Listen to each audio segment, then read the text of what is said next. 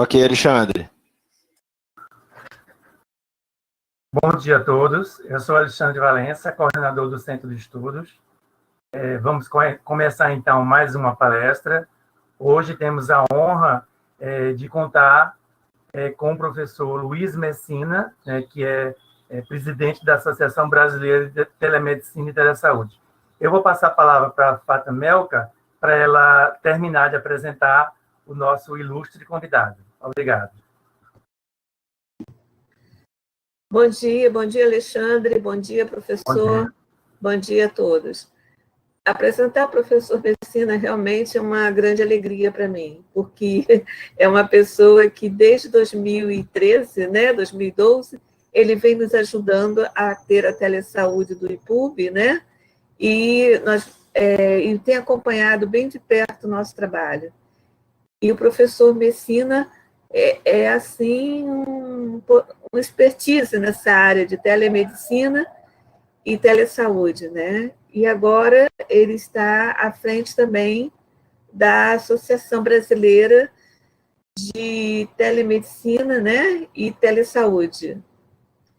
Então, ele hoje vai falar para a gente sobre compartilhar, interagir e disseminar conhecimentos na área da rede, Então, com a palavra, doutor Messina.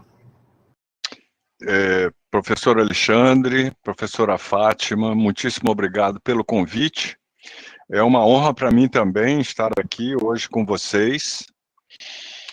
O momento atual é muito difícil, para todo mundo, mas você vê, nós tivemos que esperar 20 anos para que a telemedicina e a telesaúde pudesse ser discutida, pelo menos amplamente, entre os profissionais da saúde, entre os médicos, Mesmo que ainda haja tanta dúvida sobre a implantação e quais as melhores metodologias e práticas na implantação da telemedicina, mas fato é que não tem jeito, a pandemia mudou o mundo, todo mundo está sentindo isso, e o gênio saiu da lâmpada, ou saiu da garrafa e não volta nunca mais. A telemedicina, ela veio para ficar, e é claro que o nosso desejo, tanto da RUT como da Associação Brasileira de Telemedicina e Telesaúde, é que os profissionais da saúde, principalmente, e a população, é claro, mas do ponto de vista de regulamentação, que os profissionais da saúde se envolvam, de fato, com a telemedicina e a telesaúde, porque isso é algo que veio para ficar, Então todos vão, de uma forma ou de outra, todos os profissionais da saúde vão ser envolvidos com a telemedicina, a telesaúde e de uma forma mais ampla com a saúde digital. Então é importante, e eu faço até um apelo, de fato, pela Associação Brasileira de Telemedicina e Telesaúde, que todos venham participar na ABTMS e que nos auxiliem a estabelecer as novas diretrizes sobre telemedicina e telesaúde no país. Tá? Eu vou começar a fazer uma apresentação. Vocês, por favor, façam suas anotações e, ao final, nós vamos poder discutir o quanto vocês quiserem e o quanto eu souber, tá certo? Vamos lá.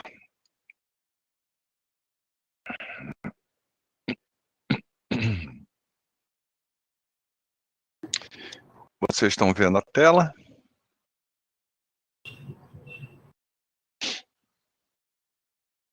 Professor Alexandre, professora Fátima, vocês veem a tela?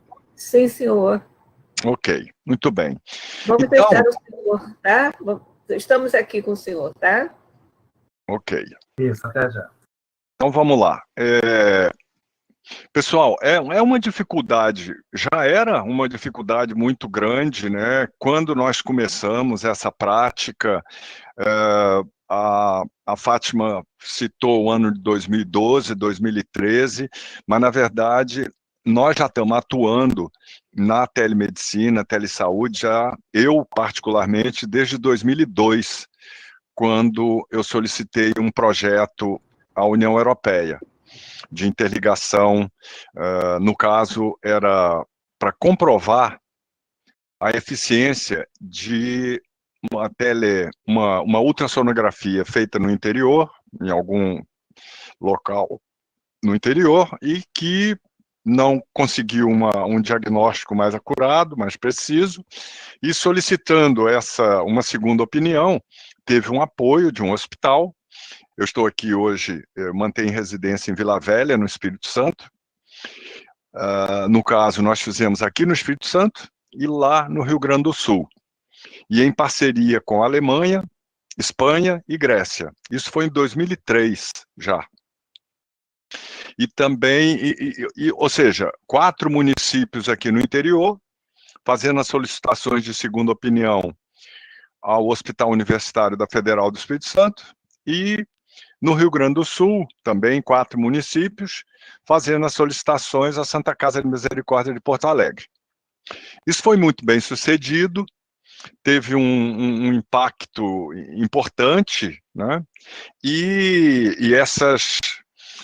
a partir dessas ações, né, teve até uma história interessante, eu vou até citar, que o prefeito de uma dessas cidades, de um desses municípios no interior do Rio Grande do Sul, ele achou muito interessante essa possibilidade da utilização da ultrassonografia, e como a população era pequena, eu não me lembro se eram 1.500 ou 5.000, acho que eram 5.000 pessoas, ele resolveu escanear toda a população. E com isso foi comprovado, né, escanear, eu me refiro abdômen, né, fazer uma ultrassonografia de abdômen, e ficou constatado que a população estava mais da metade obesa. Né? Com isso, ele fez um programa de remodelação de umas lagoas no centro da cidade, para que as pessoas pudessem fazer exercício. Lagoa, 7 Lagoas, eu acho, município 7 Lagoas, ou algo assim. E com isso, o município conseguiu ter em 6 meses ou 1 ano, não me recordo bem, conseguiram ter o título de município saudável, porque eles conseguiram emagrecer 7 toneladas no município. Quer dizer, então, vejam como uma ação na telemedicina e na telesaúde gerou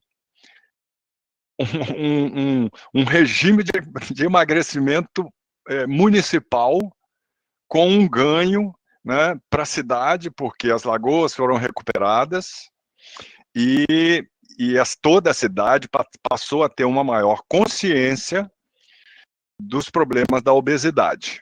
Né? Então, isso é um exemplo, né, que acontece, e, na minha opinião, muitos desses exemplos dão o maior fundamento à utilização da saúde digital. Por quê? Porque traz uma consciência para as pessoas, para os profissionais de saúde, para os gestores, do que hoje é uma prática possível. Na década de 90, né, no outro milênio, a gente não conseguia muito bem fazer isso, porque a conectividade era muito baixa. Então, aí nós começamos com o primeiro ponto, infraestrutura de comunicação.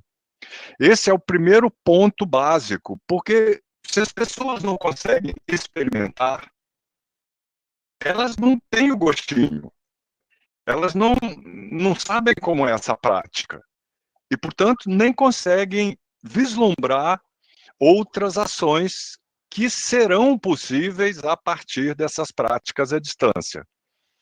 Ninguém está querendo dizer com isso que o contato pessoal, a palpação, né, a humanização da relação médico-paciente é desprezível. Muito pelo contrário.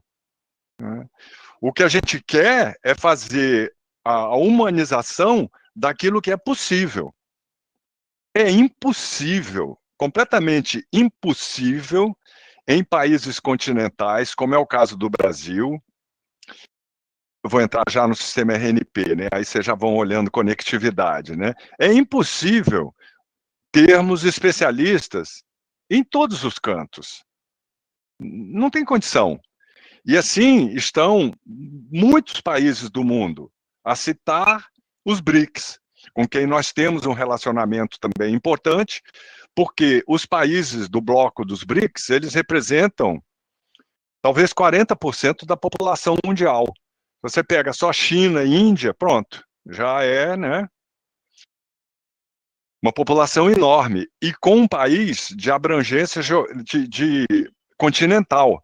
Portanto, não teremos especialistas em todos os municípios e todos os locais do Brasil. Ponto final. Não tem condição. Portanto, como é que um paciente lá em São Gabriel da Cachoeira, na divisa com a Venezuela, em Roraima, ou no Amapá, ou no Acre, ou mesmo no interior de Minas Gerais, ou mesmo no interior de São Paulo, que muitas vezes não tem médico, e não tem mesmo, né? Como é que o paciente vai ser atendido? Hoje isso é possível, né? Bom, então, para tudo isso, mas eu estou falando só da assistência. Se a gente começar a pensar na questão da educação, agora está todo mundo tocado com isso, né? Está todo mundo tendo que apelar para uma experiência que não existia. E não existia também porque a maioria dos professores achavam que não precisavam participar de um movimento desses remoto. E não só os professores, os médicos, a maioria dos médicos. Telemedicina, deixa para lá. Bom, agora não pode mais, deixa para lá. Não tem mais isso. A necessidade está aí, né? Bom, então vamos começar pela infraestrutura. A Rede Nacional de Ensino e Pesquisa é uma instituição que é vinculada diretamente ao Ministério da Ciência e Tecnologia e Inovações agora, porque foi desmembrado de novo e passou a reexistir o Ministério das Comunicações, o Minicom, separado da Ciência e Tecnologia. Mas principalmente o MEC. O MEC é quem investe nas conectividades, né, para poder chegar em todos os campi avançados. Então, hoje, nós chegamos, nós, RNP, Rede Nacional de Ensino e Pesquisa, nós chegamos em todos os campi avançados das universidades federais. Por isso é que nós já chegamos em mais de 800 municípios. E são conectividades dedicadas, certo? Então, quando a gente está falando aqui de velocidade de 100 GB, de 200 GB, de 10 GB, não é essa velocidade, essa conectividade oscilante, né, do que nós recebemos em casa, né? Hoje está todo mundo em casa, né? Mas é uma conectividade dedicada, de tal maneira que cada instituição, cada hospital, membro da RUT, organização usuária da RNP, pode praticar com vídeos simultâneos, cirurgias em tempo real, simultâneas, sendo transmitidas para ensinar aos médicos, ensinar os enfermeiros, as enfermeiras, todos os profissionais da saúde. Então, tem uma gama de ações aí que só são possíveis com conectividade. Mas a conectividade também, por outro lado, ela está começando a virar commodity, né? Em breve nós teremos 5G no país, então os celulares já vão poder ter um acesso muito mais facilitado, então todas essas coisas vão caminhar bem mais rápido, né? Então, nós temos essa infraestrutura nacional de comunicação, depois a gente vai falar um pouco da infraestrutura internacional, mas vocês veem aqui que a gente tem cabos de fibra ótica, quando a gente parte aqui, como vocês estão vendo nesses links aqui em branco, para o Oceano Atlântico, isso são cabos submarinos que contêm inúmeros pares de fibra ótica e que essas fibras óticas, elas transmitem luz e que depois de chegar a dados, esses sinais são ou mantêm-se dentro da fibra ótica, ali na transmissão da luz, ou eles já são transformados em sinais digitais, ou em rede cabeada, ou em rede de rádio, enfim, aí são as inúmeras, ou mesmo satélite, né, atendendo às regiões mais remotas, né? Então, mas esses cabos submarinos, na verdade, isso já existia desde o século XIX, desde o final do século XIX, para as transmissões de telégrafos, né? De sinais de telégrafo, ainda que com os cabos de cobre, tá certo? Mas isso já existia. A partir de 1860, por aí assim, isso já era fabricado pelas grandes empresas, né? Siemens, GE talvez, eu me lembro da Siemens bastante, porque eu vivi muito tempo na Alemanha. Bom, vamos agora para as redes Comep. Então, além da infraestrutura nacional de comunicação, nós temos mais 39 redes, o que chamamos de redes comunitárias de educação e pesquisa, nas capitais brasileiras e mais outras 15 cidades aí, e já mais umas 24 redes em construção. Isso também são anéis de fibra ótica que passam pela cidade e vão conectando as instituições. Vocês estão vendo aqui Manaus, né? Mas também apontando aí para várias outras. E vocês veem as instituições, a Universidade Federal do Amazonas, a Fiocruz, a Universidade Estadual do Amazonas, os institutos técnicos, antigos Cefetes, a Embrapa, Hemocentros, por aí vai. Tá? Então, aí e por que em anel? Porque se uma fibra ótica dessa é quebrada entre um ponto, vamos supor que foi quebrado esse ponto aqui entre o POP do Amazonas, que está aqui amarelo, e a Secretaria de Educação, a SEDUC, pá, quebrou aqui, passou um guindaste ali, ou uma escavadeira e cavou ali, pô, estourou essa fibra ótica. Vai pelo outro lado do anel. Por isso é que nós sempre privilegiamos, né, essas conexões em anel para que a conectividade seja sempre garantida. Ok? Vamos agora para essa visão da telesaúde nacional. O que nós temos de programas que olhem para o Brasil como um todo, né? Ou seja, abrangência geográfica nacional. Nós temos o Programa Nacional Telesaúde Brasil Redes, que ficou meio parado agora, nesses últimos 3 anos, desde o impeachment e tal, mas está sendo retomado. Tanto que nos próximos slides, vocês vão ver, na segunda-feira nós vamos ter uma apresentação do Telesaúde Brasil e Telesaúde Argentina. Tá?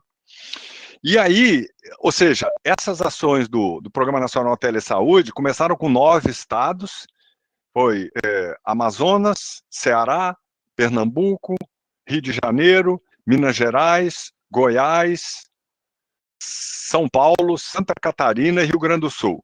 Foram os primeiros 9 estados, e eles tinham que chegar em 100 pontos no interior, em 100 municípios. Claro que no Rio não tem, mas aí chegava nos 70 e poucos.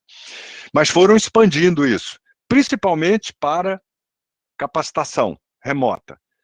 Recomendações, né, nas unidades básicas de saúde, nas secretarias municipais, e aí aos poucos foram entrando especialidades da saúde, oftalmologia, dermatologia, cardiologia, por aí vai. Aí isso já iniciado em 2007. A UNASUS, a Universidade Aberta do Sistema Único de Saúde, ela focou mais na educação permanente dos profissionais do SUS em trabalho. E já passou pelos cursos da UNASUS mais de 2,5 milhões de matrículas nos cursos. São cursos mais rápidos, né? E a rede universitária de telemedicina, a RUT, já com recursos do Ministério da Ciência e Tecnologia e também do MEC. E com isso, nós iniciamos o projeto com 19 hospitais, depois mais 45, pegando todos os hospitais universitários das federais, foi nessa que o IPUB entrou também, e depois mais 75, com todos os hospitais de ensino públicos no país. Por que de ensino? Aqueles que têm residência, tanto médica como multiprofissional em saúde. E aí os especialistas, né, que já nos hospitais, em algumas faculdades, como são sempre de ponta, né, e daí a importância da ciência, da pesquisa, né, eles já estavam, vários já tinham algumas atividades, todos os 9 estados iniciais já tinham atividades, mesmo que fossem com 2, 3, 4 pontos de atenção. E aí nós começamos a criar os grupos de interesse especial. Tá? Aqui é a lista dos hospitais federais, das quantidades, para vocês terem uma noção. Tá? Bom, e aí entrando um pouco mais na RUT. Os especialistas, professores, pesquisadores nos hospitais, começaram a criar grupos. Nós demos essa ideia, né, de criar os Special Interest Groups, assim como a professora Fátima Melka tem o de saúde mental e telepsiquiatria. Vários outros pesquisadores e professores começaram a criar essa possibilidade, essa metodologia de ensino online, em tempo real, trazendo o que há de mais recente nas pesquisas, no ensino, para discussões de casos. Né? Então, isso cresceu muito. Né? Eu vou mostrar depois um gráfico ali do crescimento. Aqui vocês estão vendo, então vocês veem, olha, aqui nós temos, em média, 3 sessões diárias. Né? Então, é um negócio que funciona bastante, né? Alguns dias tem uma, outros tem 2, 3, mas tem dia que tem 8 sessões, né? Aqui o Banco de Leite Humano, que é coordenado pelo Instituto Fernandes Figueira, no Rio, em Botafogo, e que coordena também, já são, acho que mais de 120 maternidades só no país, fora as maternidades da América Latina e Caribe e dos países de língua portuguesa, que também fazem parte do SIG Telerede BLH. Né? E agora, o Banco de Leite Humano também recebeu a confirmação de como um grupo permanente nos BRICS, dentro da pauta dos BRICS, como fundamental, né, para o sistema de saúde. Né? A amamentação é básico, né? Então, e o trabalho da Fiocruz é sensacional no Banco de Leite Humano. Em Brasília, por exemplo, até o Corpo de Bombeiro é parceiro na coleta do leite, né? Então, isso para que aí chegue nos bancos de leite, nas maternidades, né, e possa ser pasteurizado, possa passar por todo o processo do qual a Fiocruz orienta e é extremamente reconhecida em todos esses países, em vários países que eu visitei, inclusive visitei algumas maternidades. Aqui no centro dessa imagem é o Instituto Materno Infantil do Peru, que já há uns 8, 10 anos atrás, eles já faziam atendimento 24/7 em com outras 5 maternidades no interior do Peru, entre as UTIs neonatal. Aqui o grupo de enfermagem, não vou ficar entrando em detalhe, mas é um grupo muito grande, né? A enfermagem é muito ampla, né? E esse grupo é coordenado pela UERJ, mas você vê que a gente privilegia e orienta a que esses SIGs tenham participações das múltiplas instituições. Aqui, no caso, uma participação da Universidade Estadual do Amazonas sobre morte cerebral, enfim. Então, toda instituição de saúde pode solicitar participação nos SIGs, mas apenas as instituições que são membros, de fato, PUB, da RUT em criar novos SIGs. Criar um novo SIG tem que ter a aprovação do comitê assessor da RUT e já tem que surgir como uma proposta de parceria compromissada entre pelo menos 4 instituições membros da RUT, para que possa ter um potencial de sustentabilidade maior.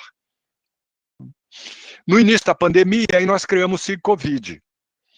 Nesse SIG Covid, já lá em março, logo, quase no final de março, nós criamos com 3 sessões semanais, e foi um sucesso, né, porque nós buscamos os especialistas nacionais e internacionais, tivemos de 12 países, China, Rússia, Israel, Espanha, Estados Unidos, vários países, Austrália, enfim, e agora na segunda-feira nós vamos ter esse aqui muito importante, que chegando então na 50ª sessão do SIG Covid-19 da RUT, aqui já com uma parceria da Associação Brasileira de Telemedicina e Telesaúde, trazendo ambos os Ministérios de Saúde da Argentina e do Brasil, através de suas coordenadoras e diretoras dos programas nacionais de telesaúde. Para vocês terem uma ideia, a doutora Maria Celeste, da Argentina, ela é pediatra também do Hospital Garrahan, que é o maior hospital pediátrico da Argentina, em Buenos Aires, com 500 leitos, né? Imagina, pediátrico, né? E eles dão atendimento a 300 ou 320 unidades de saúde, de telemedicina na Argentina, e que lá eles chamam de oficina de colaboração, oficina de comunicação em saúde, enfatizando a importância da comunicação. A comunicação é fundamental em rede. E as pessoas ainda, e os próprios gestores também, não estão se dando conta da importância, e ainda mais agora, né, nos ambientes virtuais, nas redes sociais, em tudo isso, a importância da comunicação é fundamental, e a gente ainda não tem muito apoio disso, né? Bom, criamos agora recentemente também o SIG Universitários da Saúde. Peço a vocês que, por favor, venham participar do SIG Universitários da Saúde, porque eu estou levando fé que vai ser uma mudança de paradigma. Esses grupos, já temos 14 universidades participando desse SIG, e uma função deles também muito importante, né, e é isso que a gente quer espalhar pelo Brasil todo, é que, orientados, supervisionados por seus professores, eles fazem um acompanhamento e uma orientação à comunidade do entorno dessas universidades, no caso aqui, com respeito à Covid. Mas a gente quer expandir essas atividades para todas as universidades, né, se possível, né, e com várias ações em específico, né, o que for necessário, o que for identificado pelas comunidades no entorno como mais necessário. E aí, a função dos professores supervisores é fundamental, seguindo os protocolos do Ministério da Saúde, né, e dessa forma, dando uma capacitação para os universitários e universitárias de uma forma muito prática, né? Então, por favor, venham participar do SIG Universitários da Saúde. E esse foi o crescimento. Então, como vocês veem, a gente caminhou, foi caminhando, e já temos umas 380 instituições participando, já no total, já são mais de 25 mil participantes. É claro que no dia a dia e na rotina, a quantidade é muito menor. Mas nós tivemos, por exemplo, eu não tenho aqui, mas nós tivemos agora, sábado passado, num evento, no Health Technical Conference, que foi elaborado, nós apoiamos e tal, mas foi elaborado pelos alunos, principalmente nesse caso da Unicamp. Foi uma conferência fantástica, e tivemos mais de 3.200 pessoas participando, né? Então, a gente quer dar força e queremos estimular essas ações. Tá? Residência. A residência está meio parada agora, já, enfim, também desde o impeachment, que está ali, as coordenações, enfim. Vamos ver se a gente retoma isso, mas em 2015 e 2016, nós fizemos um programa de atualização de preceptores da residência multiprofissional em saúde, em que nós colocamos, na época, né, eram todo mundo presente, enfim, salas de videoconferência, assim como tem em todas as unidades RUT, mais de, em média, 45 salas, com mais de 600 preceptores em sala de aula, mais de 7 mil registros de presença e um custo evitado altíssimo, mais de 4 milhões de dólares, se tivéssemos que transportar todas essas 600 pessoas. Mesmo se a gente empacotasse tudo numa semana, dava um custo evitado ainda maior que 2 milhões de dólares. Tá?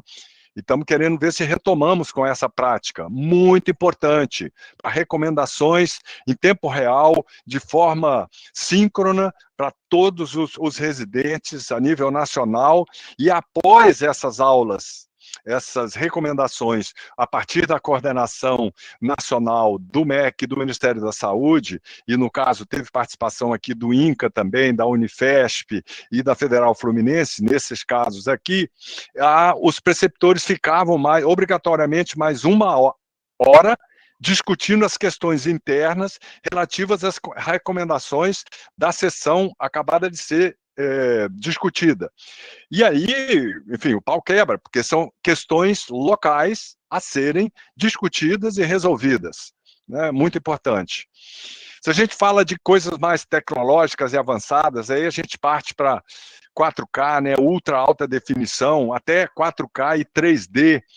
Nós já em 2013 estávamos fazendo essas captações, transmissões e visualizações de cirurgias em ultra alta definição, como fizemos dessa de 4 hospitais diferentes, em 4 especialidades diferentes, cirurgias de 4 cidades diferentes, e transmitimos para San Diego, na Califórnia, tudo em tempo real, né? E o pessoal lá, os especialistas assistindo em um telão de 6x8. Mas o que a gente quer com isso é transformar isso numa rotina de ensino, com roteiro, com explicação dos materiais, com explicação das metodologias, e isso com a falta de recurso que começou a existir desde 2013, mais ou menos, não foi possível da gente expandir ainda para todas as unidades RUT, mas a gente não larga o osso ali não, e queremos expandir, queremos fazer isso, basta ter recurso, né? Porque as pessoas agora já estão bem mais capacitadas. Membros RUT, bom, os membros RUT aí saíram fazendo muita coisa, mas desde que tivessem projetos para poder expandir, e em alguns casos, as secretarias de Estado da Saúde foram fundamentais nessa compreensão, como é o caso aqui da Secretaria de Estado de Saúde de Minas, que iniciou um projeto com recurso da FINEP e da FAPEMIG, 2 milhões, para chegar em 80 municípios, e aí eles foram expandindo, aí já com recursos da Secretaria de Estado de Saúde, e foram para 200, foram para 300, já estão em mais de 800 municípios, dando atendimento em eletrocardiograma, que foi o carro-chefe, para 3.200 eletrocardiogramas, segundo as opiniões em eletrocardiogramas, por dia. E aí foram expandindo para várias outras especialidades e fazendo as teleconsultas mensais, né? Bom, teve uma história engraçada também nesse caso, que lá no momento a secretaria não conseguiu pagar e durante muito tempo, então eles tiveram que desconectar do serviço 300 municípios. Aí o pessoal já estava acostumado com a prática, os prefeitos e os secretários municipais foram até o governador e conseguiram retomar o projeto, né? Então, mais de 4 milhões, 70% dos pacientes não precisam ser transferidos, há uma economia do orçamento da Secretaria Municipal de Saúde em 10% a 15% total. Aqui Santa Catarina também, a partir de 2015, como Minas Gerais, já tinha projetos, por isso é que eles já passam mais de 4 milhões de exames, aqui mais focado em segundas opiniões, em exames de imagens, de ressonância ressonância magnética e tomografia, dermatologia também, eles fizeram um trabalho fantástico, vários outros estados fizeram isso, não tem exemplo aqui, Rio de Janeiro também fez um trabalho fantástico, ali na UERJ também, focado na UERJ, várias ações da UFRJ, do Hospital de Servidores do Estado, do INCA, do INTO, do Instituto da Laranjeira, por aí vai. Vários. Aqui, e Pernambuco é o único estado até o momento, pelo menos que eu saiba, que já tem uma política estadual de telesaúde envolvendo todos os hospitais que são membros da RUT aqui também, até o Amazonas, quando iniciada a pandemia, eles já tinham uma prática, eles expandiram mais ainda a prática, tanto nas capacitações aos profissionais de saúde, agentes comunitários de saúde, nos municípios onde a Federal, a UFAM, tem campi universitários, mas também fazendo atendimento à distância em várias especialidades, como vocês podem ver aqui. Eles criaram na UFAM, na unidade de telesaúde, eles fizeram um pacto muito importante com todas as faculdades de saúde, e eles criaram a gerência multidisciplinar em telesaúde da UFAM, com odonto, físio, nutrição, psicologia, por aí vai, além da medicina, é claro. E várias outras ações, né, durante a pandemia se expandiram para atendimento. O INCOR, eu me lembro que eles fizeram a tele-UTI do estado de São Paulo, fazendo um atendimento 24/7, usando essa plataforma que nós estamos usando aqui também, e eles geraram um formulário para fazer a evolução clínica do paciente, mas fazendo, na opinião, para os casos mais graves na área de pneumologia, né? E dando esse atendimento nas outras UTIs, a partir do INCOR, 24/7. Com base no modelo RUT, nós expandimos também para a Nutrisan, que é a Rede de Soberania e Segurança Alimentar e Nutricional. E vocês veem aí que na RUT nós temos em torno dos 55 SIGs, aqui na Nutrisan já são 15 SIGs. Fundamental, né? A segurança alimentar é algo importantíssimo e ainda bastante desprezado, né? Então, precisamos estimular essa prática, né? Agora nós temos um projeto de conectividade de 16 mil unidades básicas de saúde, ou unidades de saúde da família que não tinham boa conectividade. Então, 1.500, mais ou menos, de fato não tinham, já estão sendo conectadas a partir de um projeto do Ministério da Saúde com o Ministério da Ciência e Tecnologia e com a RNP, que coordena esse projeto, mas em parceria com as telecoms, porque nós da RNP só podemos conectar instituições de ensino superior e pesquisa do Brasil, tanto públicas como privadas, com seus recursos próprios, né? Mas para fazer isso e para chegar nos mais de 800 municípios, como as grandes empresas de telecom não chegam, a maioria desses municípios, nós fomos obrigados a fazer parcerias com mais de 80 empresas menores que dão acesso à internet nos municípios pequenos. Por isso é que nós assumimos também essa liderança e a coordenação desse projeto com o Ministério da Saúde e o Ministério da Ciência e Tecnologia. Um outro projeto importante é o Norte, Nordeste e Centro-Oeste conectado, para aumentar a capacidade dessas redes de conexão, porque, de novo, indo lá para o início, sem infraestrutura de comunicação, não tem telesaúde, não tem saúde digital.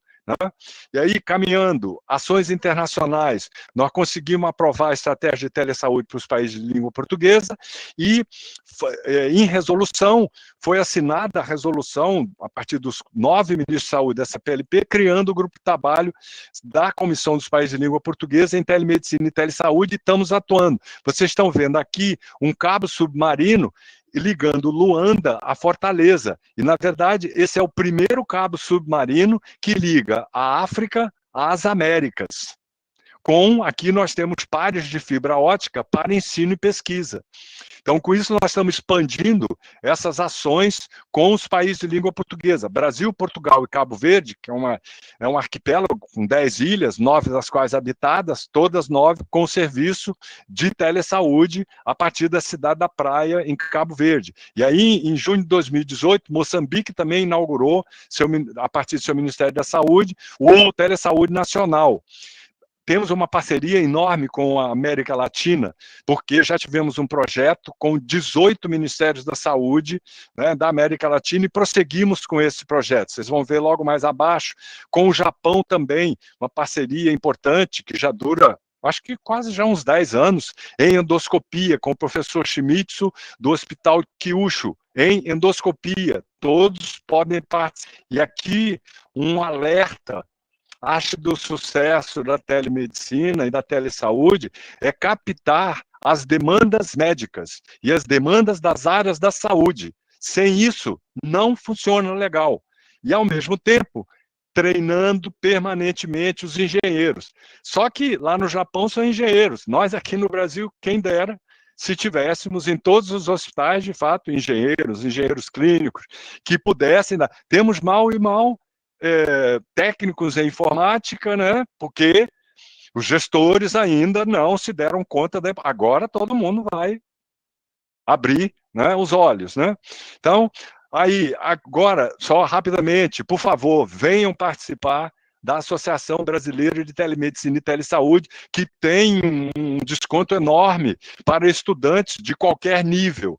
Por favor, e profissionais da saúde, venham participar conosco, que nós precisamos do apoio de todos para estabelecer as diretrizes nacionais. O próximo evento grande que teremos agora vai ser em outubro, Global Summit Telemedicine and Digital Health. Nós estamos fazendo várias sessões da ABTMS e agora no dia 3 no dia 31 teremos Telesaúde Brasil Argentina e no dia 3 teremos a telefisioterapia, que eu não coloquei aqui, mas já enviei para as unidades RUT.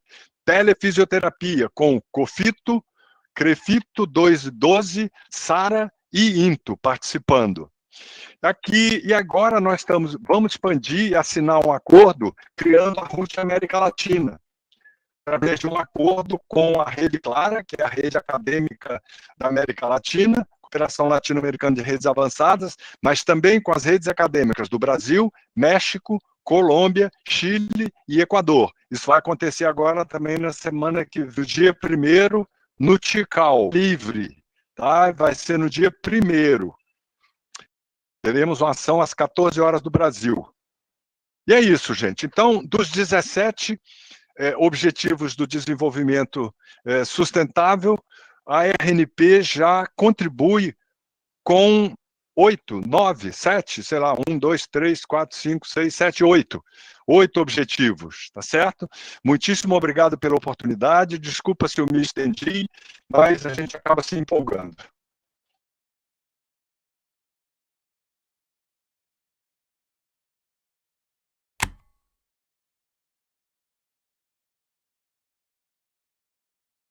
Estou à disposição para perguntas, pessoal.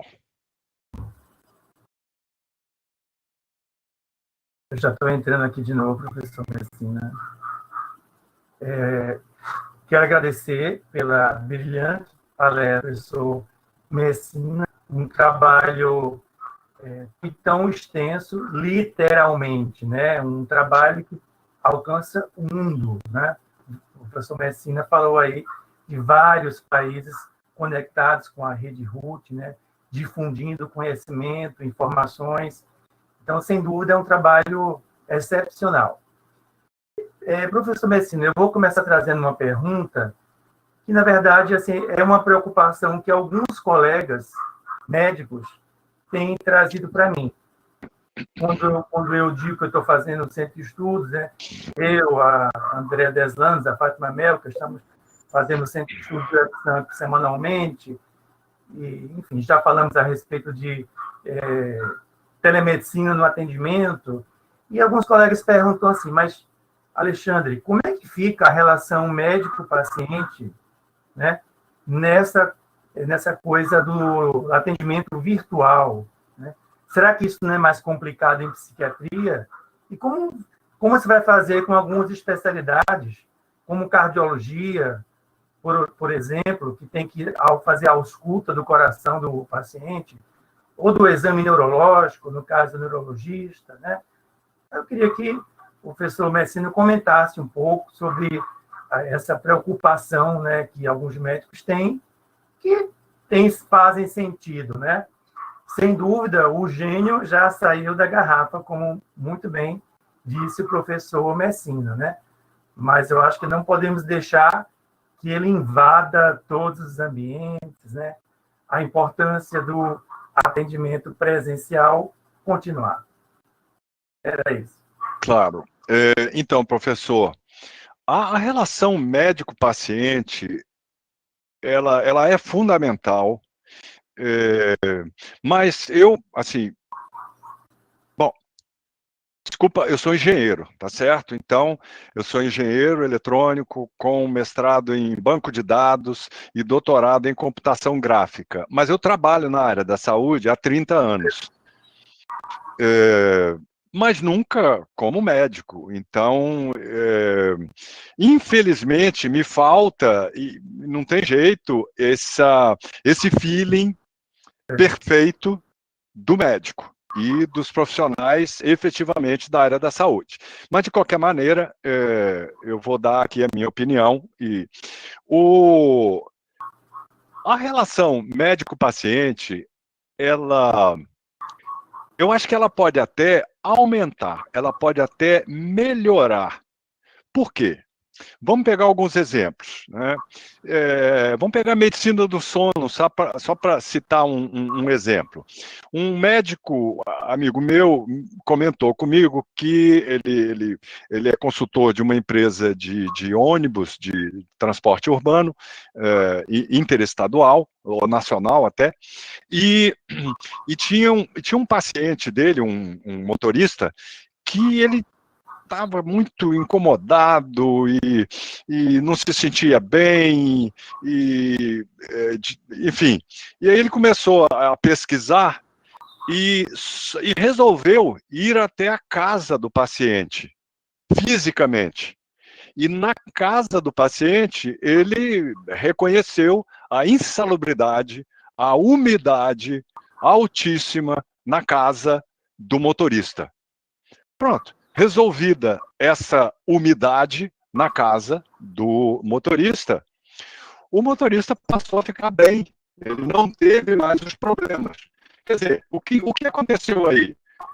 Um especialista em medicina do sono, que teve que se locomover fisicamente até a casa do paciente. Quer dizer, como é que ele vai fazer isso para 200 pacientes? É impossível. Não tem como. Com a telemedicina, você já consegue fazer isso. Quer dizer, o paciente também, em sua casa, ele se sente normalmente muito à vontade.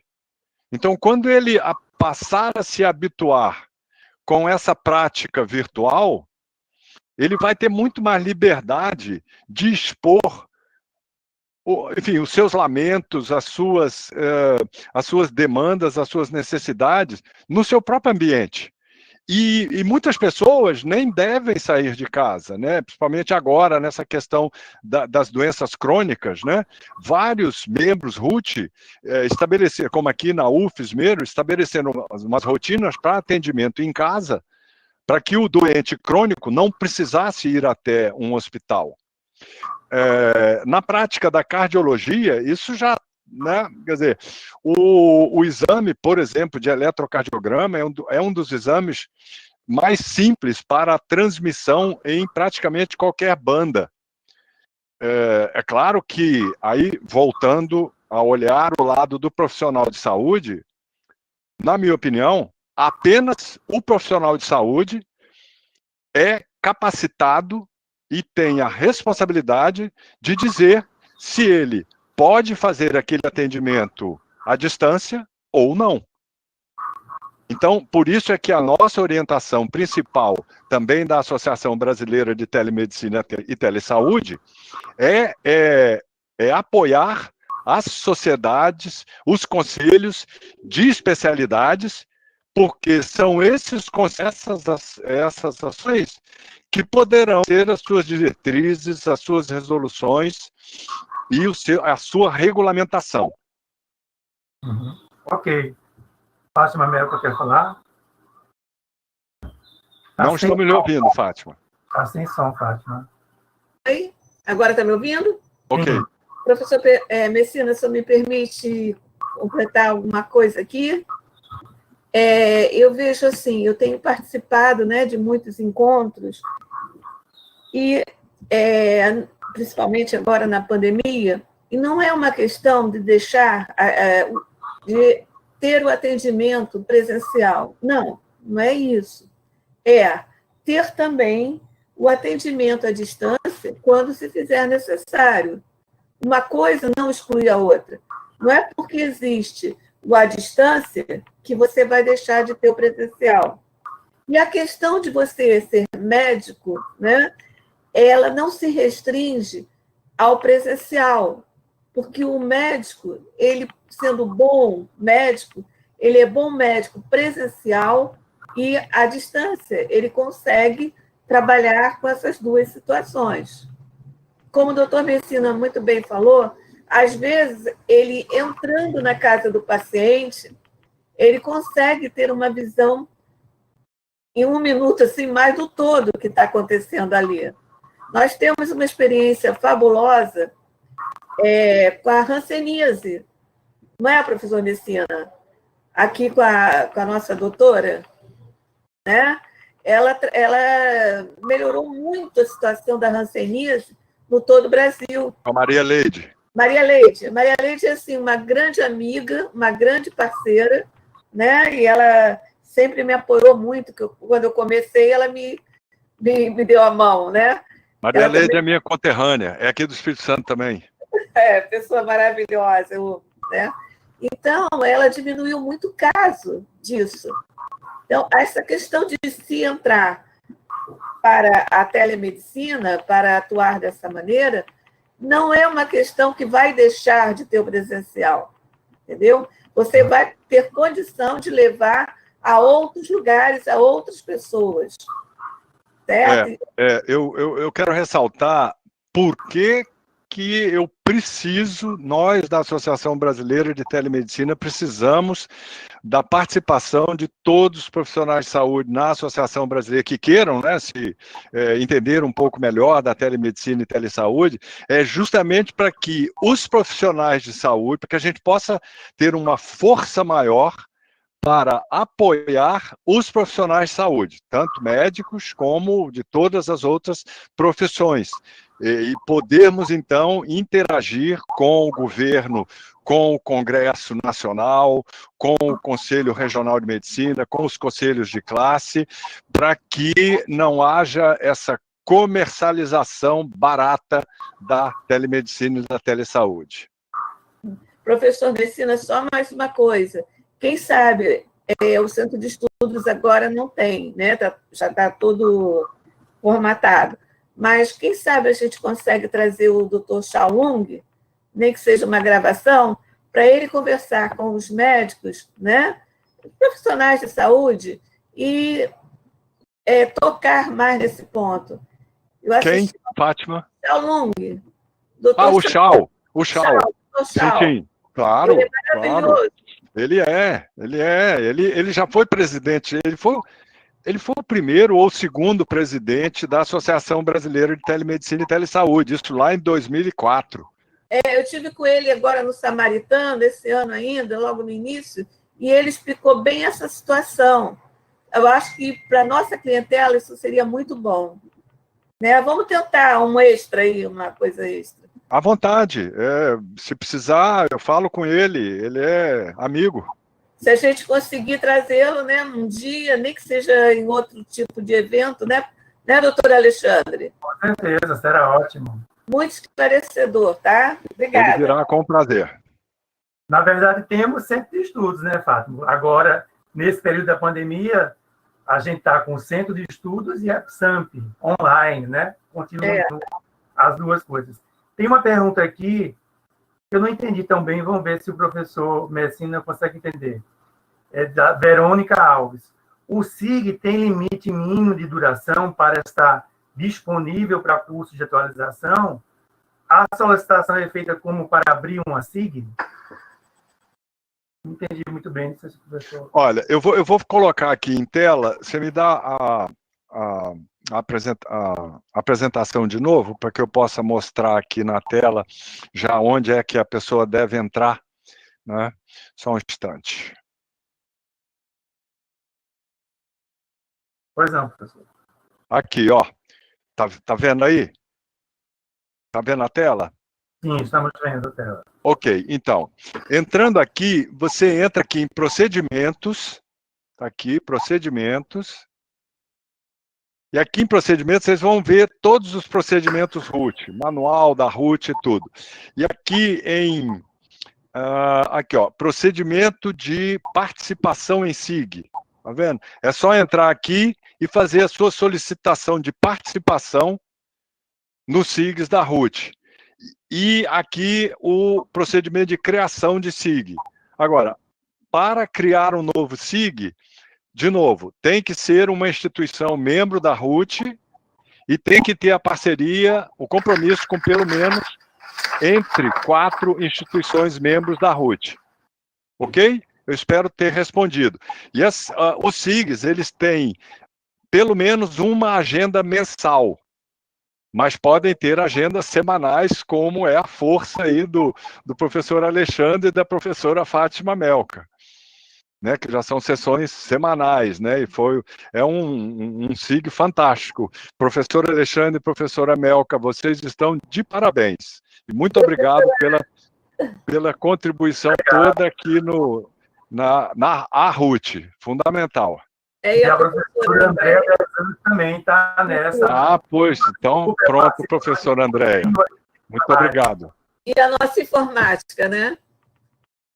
Isso. Claro. O Rodrigo, nosso febre na informática. O Rodrigo, a gente também tem um agradecimento enorme ao trabalho hercúleo que ele faz. Professor Messina, muito obrigada pela sua presença aqui no nosso encontro semanal, e a gente está com muitos comentários em relação a que bom que a gente teve essa oportunidade, porque essas informações muitas vezes não são divulgadas. Então, a gente precisa realmente ter uma divulgação maior. E aí eu vou aproveitar, enquanto não tem mais pergunta, e fazer uma pergunta para o senhor, que é em relação exatamente a essa questão, né, de como a gente poderia ter uma divulgação maior dessas ações, que muitas pessoas, muitos profissionais da área de saúde, eles não têm essa informação, e é uma informação acessível para eles. E a outra questão que eu achei muito interessante é que logo no início da sua fala, o senhor fala da questão do BRICS. E aí eu fico pensando nessas projeções da Organização Mundial de Saúde para essa área mais nossa, da psiquiatria e da saúde mental. Porque a Organização Mundial de Saúde, ela mostra que a gente tem um percentual muito pequeno de psiquiatras, de enfermeiros e de assistentes sociais em relação ao tamanho da população, né? E até vendo aqui alguns números, eu fiquei assim, bem impressionada quando a Organização Mundial de Saúde mostra que, por exemplo, o Brasil ele tem cerca de 3 psiquiatras para cada 100 mil habitantes, enquanto a Noruega tem mais de 40. E aí, se a gente pensar em países como a Índia, África do Sul, a gente tem um valor muito menor, menos de 1 psiquiatra por 100 mil habitantes. Então, de que forma que talvez a gente pudesse ter um pouco mais de influência, de contato, de conexão com esses países da África, com outros países que têm muito menos profissionais de saúde, principalmente na área da saúde mental e da psiquiatria, e outros como a Noruega, que tem uma quantidade muito maior. E como que uma rede como essa pode contribuir para essa escassez de psiquiatras, de psicólogos, principalmente nesses países que essa relação é tão desigual? Professora, pois é, mas Noruega é outro mundo, né? Enfim, então, eu estive na Noruega, na verdade, fiquei uma semana lá, quase no Polo Ártico, lá, no Polo Norte, perdão, na cidade de Tromsø, no Hospital Universitário do Norte da Noruega, porque eles ficaram impressionados com o avanço que nós fizemos aqui no Brasil, na RUT. Então, me convidaram para participar de um curso, junto com especialistas da OMS, da Organização Mundial de Saúde lá, e, enfim, essa questão é muito, o buraco é bem mais embaixo, doutora Andréia. Então, a única coisa que eu posso auxiliar nesse caso, a Organização Mundial da Saúde mesmo, ela criou um grupo técnico em saúde digital, em telemedicina e tal, em 2013, mas isso não caminhou, não andou como a gente esperava. E aí, enfim, se arrastou depois um tempo e tal, e aí passou-se a se falar de saúde digital, mas tudo ainda muito minimal demais. Então, quem vem fazendo ações importantes de integração, o que nos interessa também é a OPAS, né? É a Organização Pan-Americana de Saúde, né? A partir lá do Departamento de Inteligência e Evidências em Saúde de Washington, a partir do Dr. Marcelo D'Agostino, que coordena essa área, e de seu diretor, logo acima. Então, eles vêm fazendo uma integração, principalmente nessa área de telesaúde aqui na América Latina, e nós temos acesso muito direto a eles, né? Recentemente, quer dizer, no final do ano passado, segundo semestre, assumiu essa área de conhecimento em saúde, onde acaba sendo alocada a telesaúde e a saúde digital na Organização Mundial da Saúde. Esqueci o nome agora, mas é um doutor, é um especialista de Moçambique. Então, Mário, perdão, fugiu. E ele, a gente está esperando que ele, então, tenha um olhar para a Comissão dos Países de Língua Portuguesa. Ele é um dos convidados internacionais do Global Summit, Telemedicine and Digital Health, que acontecerá agora nos dias 13 e 16 de outubro, 100% digital, Global Summit, e então a gente quer ver se vai caminhar por aí. Mas, infelizmente, com relação a essa quantidade muito pequena de psiquiatras, eu me sinto muito menor ainda para poder dar alguma contribuição. Obrigada.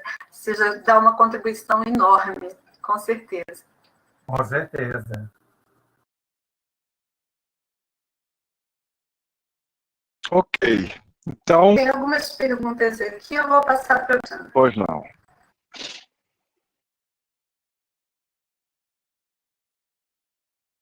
Porque as perguntas vão surgindo ao longo da nossa conversa. Aqui tem um comentário da Ana Bezerra. Que bom. Muito feliz em ver a rede RUT sendo citada a rede BLH sendo citada na palestra. Trabalhei no Centro de Referência do Instituto Fernandes Figueira e tenho muita alegria de participar e ouvir sobre essa rede tão bem articulada. Aqui temos outra pergunta. Parabéns pela brilhante palestra, muitos elogios, como poderiam deixar de acontecer. Como podemos pensar nas questões médico-legais referentes à proteção de dados?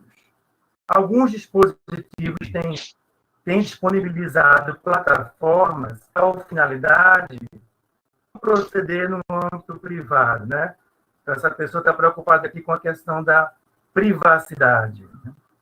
Justamente, hoje está entrando em vigor a LGPD no Brasil. Mas é lógico que com um prazo estendido, né, até 12 meses e tal, para que todos se adequem, e o que a gente espera é que receber essas comunicações de como também os profissionais particulares vão ter que proceder. Então, isso vai afetar todos, nós também estamos preocupados, tanto que foi reestruturada a área de segurança de dados da Rede Nacional de Ensino e Pesquisa, temos um novo diretor na área, e é com base mesmo na LGPD que nós vamos orientar a todos. Então, principalmente, doutora, o que eu teria agora imediatamente é ler o que está posto na Lei Geral de Proteção de Dados agora, hoje mesmo já está iniciando, e passo a passo, nós, através da Associação Brasileira de Telemedicina e da RUT, vamos tentar esmiuçar, né, no nível de detalhe, aprofundando a discussão com os especialistas da área, para poder proteger, né, e orientar os profissionais de saúde nessa prática. No momento, eu ainda vou ficar com essa resposta ainda um pouco evasiva, tá? Mas o cuidado vamos nos ater à Lei Geral de Proteção de Dados, o que nos é possível já, agora, nesse momento, e observar nos próximos 12 meses como é que cada um de nós vai ter que proceder. Nós vamos acompanhar e dar as orientações, tudo que tiver ao nosso alcance, tanto na RUT como na ABTMS. Quem fez essa pergunta foi a Maria Francisco. Ela pergunta aqui sobre um termo de consentimento da Associação Brasileira de Psiquiatria, mas aí teremos que perguntar à Associação Brasileira de Psiquiatria, né? Sim, Então, todos os... para garantir a responsabilidade do médico, a responsabilidade do ato, a responsabilidade dos profissionais de saúde, é sempre importante, sim, vocês terem assinado o termo de consentimento autorizando a prática da atenção à distância. Mesmo que seja um termo de consentimento simples, né, mas que garanta que o profissional esteja garantido da assinatura daquele termo de consentimento, assim como a Fátima já me fez assinar aqui também o termo de consentimento dessa palestra aqui para vocês. Então, isso são seguranças importantes para que não haja questionamento. nenhum professor Messina escapa do consentimento. Tem que dar o consentimento para a palestra. De acordo. Tem uma pergunta aqui bem interessante, da Juliana Quintas. Gostaria de saber se alguma universidade pública no Brasil já possui alguma disciplina sobre telemedicina. Se não possui, ótimo. Está na hora, né? Então, ótima pergunta. Eu acho que conta ainda em uma mão, nos dedos de uma mão. Talvez já de duas, não sei, tá? Mas disciplina de fato incluída no currículo da faculdade são pouquíssimas. Acho que eu conheço, são inseridas na pós-graduação. E as que são inseridas na graduação, elas são opcionais, naturalmente, e não chega aos dedos de uma mão. USP, com certeza, não tenho certeza da Unicamp, talvez, Federal de Pernambuco, o UERJ, talvez o FAM, mas tudo talvez, me desculpa. Mas eu acho que isso está tudo ainda no nível da pós-graduação. Então, vai ser necessário? Vai. Né? Mas os profissionais de saúde ficaram atrasando tudo isso por um lado, e por outro, aqueles que já tinham a experiência, como todos os membros RUT, não conseguiam, ou seja, esbarravam na rigidez, né, para alterações de currículo. Aí agora todo mundo se viu pego de calça curta. Né? Verdade. Tem uma outra pergunta aqui bem interessante, da Fernanda Castro Monteiro. Em quais especialidades médicas existe maior resistência à adesão à telemedicina?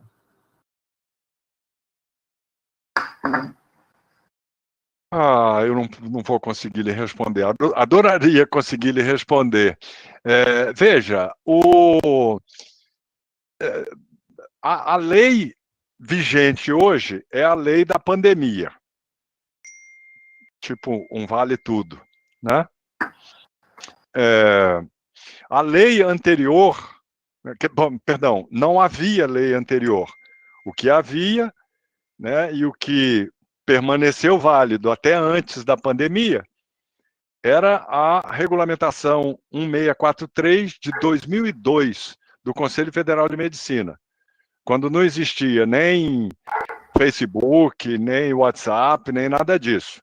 Aí, em dezembro de 2018, foi aprovada no Conselho Federal de Medicina a Resolução 2227 de 2018, foi feito o seu lançamento em 7 de fevereiro de 2019, totalmente rechaçada pelos Conselhos Regionais de Medicina, e em 14 dias essa regulamentação 2227 de 2002 foi revogada.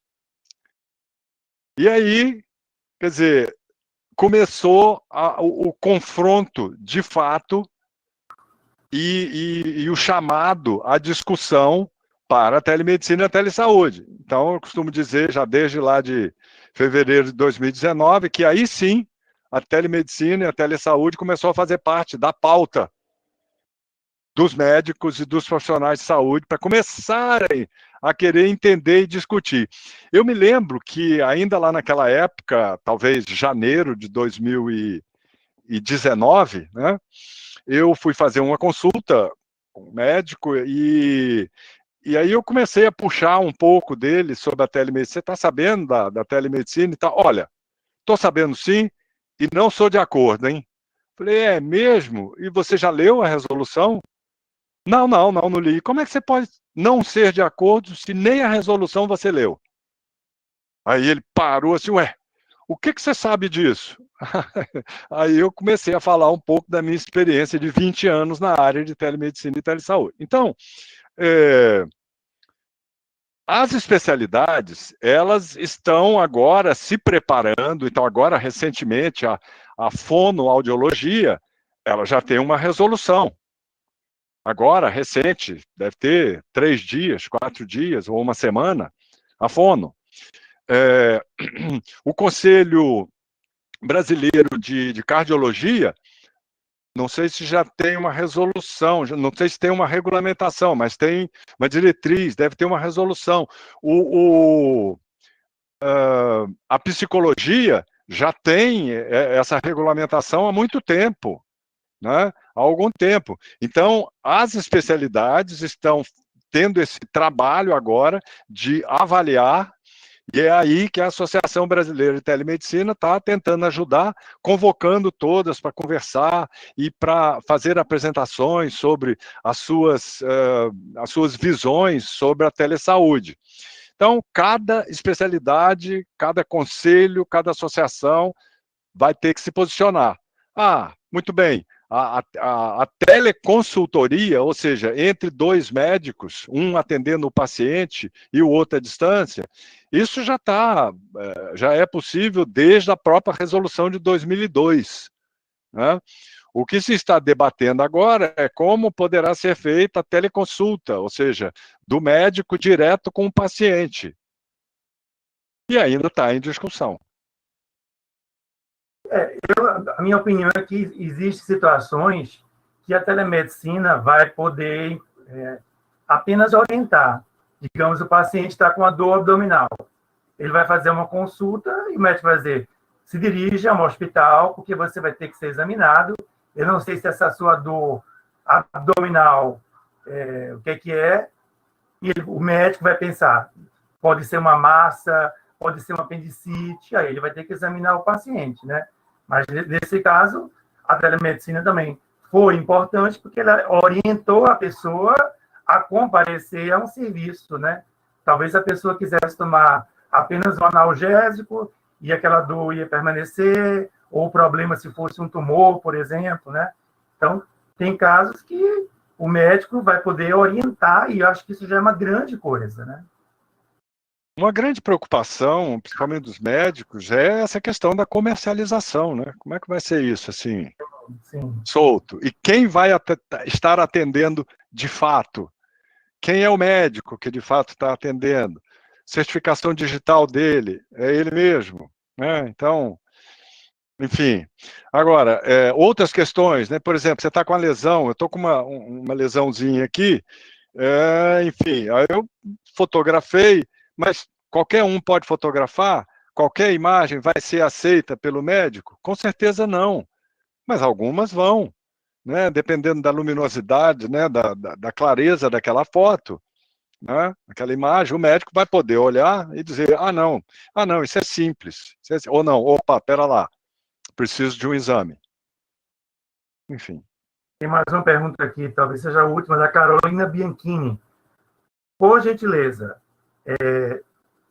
atualmente, quais são os principais desafios para a telemedicina? Essa é uma pergunta que vai exigir quase outros 7 minutos, né, professor?